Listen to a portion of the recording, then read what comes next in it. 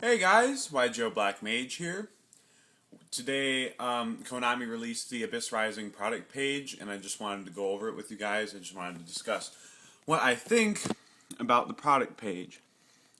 Now, after looking through it through the eyes of a Madolche fanat, not a fanat, like a Madolche fan, I was a little disappointed, but maybe you guys won't.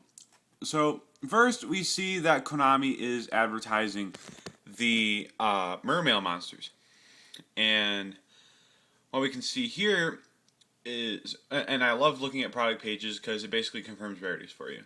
Abyss Linde, we already knew was an ultra rare because there was a poster of Abyss Rising at YCS.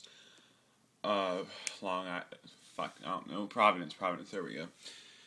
And we already knew that Abyss Linde was an ultra, so that's not new news. And I laugh at my friend because he's going to be trying to build male Atlanteans, and it seems really hard right now because Linde's confirmed Ultra and Mullen Glace.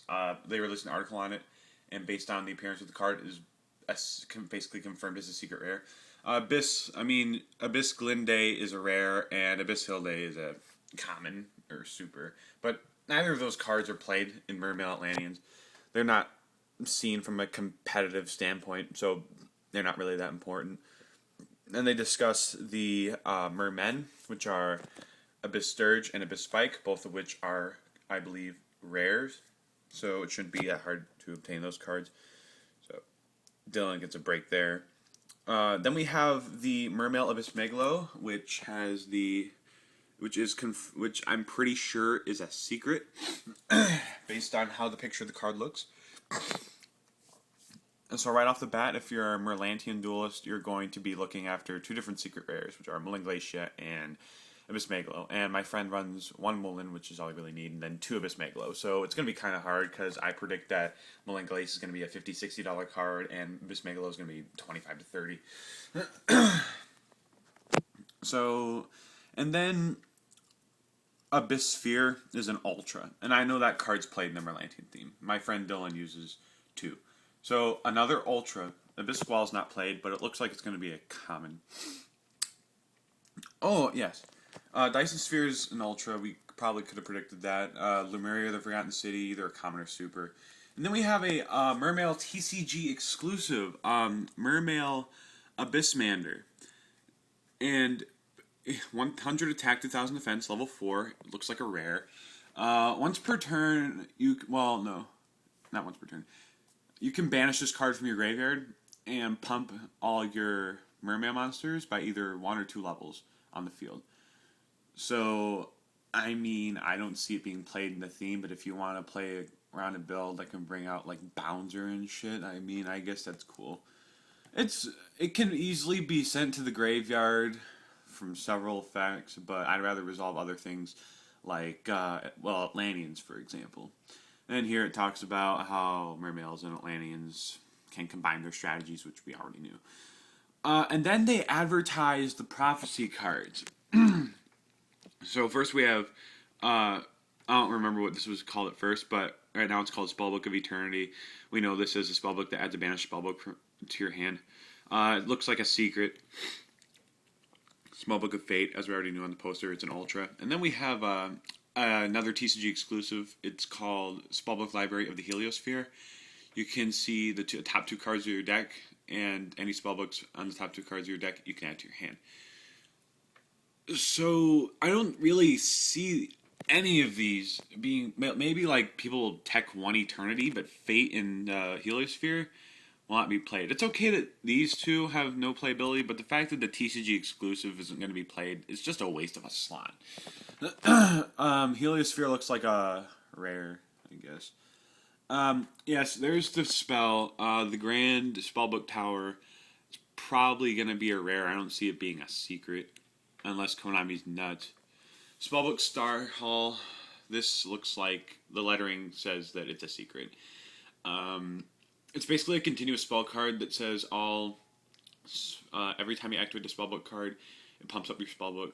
It pumps up your spellcasters by 100 attack, and when it's destroyed, you can add a spellcaster from your deck to your hand. I don't see it being played either due to consistency issues in general. Next, more fucking more of this. We have Justice of Prophecy, Emperor of Prophecy, and Empress of Prophecy. All these were in the OCG, just confirming rarities. Emperor and Justice are rares, and looks like, and Empress is going to be an ultra. Next, it talks about the giant Soldier of Steel, and the first thing I noticed was it requires 2 level 3 rock monsters. Now, there's not that many playable level 3 rock monsters. The only I looked up all level 3 rock monsters. The only things that I could figure how you could bring out this thing is with the Crystal Bones, Crystal Skull combo in Chronomalies, or if you combine a Black Golem with another Black Golem, a Grand Mole, or a Jujitsu Master, which all seem like a waste.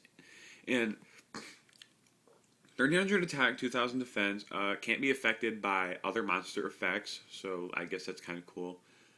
Can't be Grand Mold or anything like that. But once per turn during either player's turn, you can detach a material and pump it up from 2,000 to 3,000 defense. So, okay, cool. It's a big defensive wall, but Zen Maidens does it better. And that's what I think every time. If you want to go into defensive monster, you'd probably go into Zen Maidens, unless you know your opponent has a Grand Mold, but even then it's situational. And you need 2 level 3 Rock-type monsters, so I don't see this card being played at all. And the sad part is that, well, not really a sad part. Well, this card's going to be a secret. A secret that's not going to be played. It just reminds me of Order of Chaos. Except in this set we have highly sought secrets. And then we have Attack the Moon. It looks like a common. I guess this goes with the joke that's been going around with Giant Soldier of Steel and Attack the Moon. It's a continuous spell card. When the battle position, once per turn, when the battle position of a rock-type monster you control is changed, you can destroy a spell or trap on the field. I would have preferred that to have been any card in the field, but even then the card's kind of slow, and I don't like it. So already we have 1, 2, 3, 4, 5 exclusives confirmed out of the 9 or 10. Oh, sorry. Next section. It's just going over. Well, we get to see rarities, of course, of cards that are like the Retort, which is gonna be a rare. That Wacky Alchemy, it's gonna be an ultra. All these were from the original core set. Memory of an Adversary, probably going to be a common, and Forbidden Dress, probably going to be a super. So that's that. That's basically all that they gave us. Oh yeah, I forgot about this one line for prophecies. Look for more prophecy and spellbook cards in the upcoming Cosmo Blazer booster set as the prophecy continues to unfold.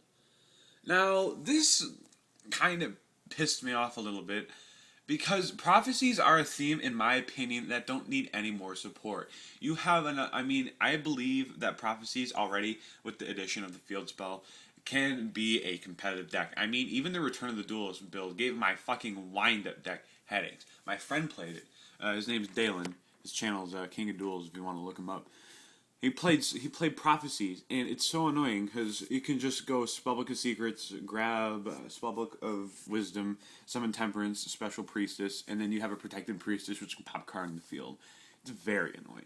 And he ran traps too, unlike most builds, so it was very annoying. I believe that the build, I just think that the build, it's underrated. Nobody really looks at it, and that's kind of sad. Because I think that this deck could do pretty well, at big wide scale events, because it's a very good theme. But why do they have to release more support for this set? I mean, I'm playing Madolches. Madolches, they need support, and I mean, they're giving Prophecies more support, which they don't even need. It's just a waste, in my opinion. And the exclusives, like I said, I wanted a Madolche exclusive. In the exclusives, I like seeing cards that support previous themes, making them more competitive.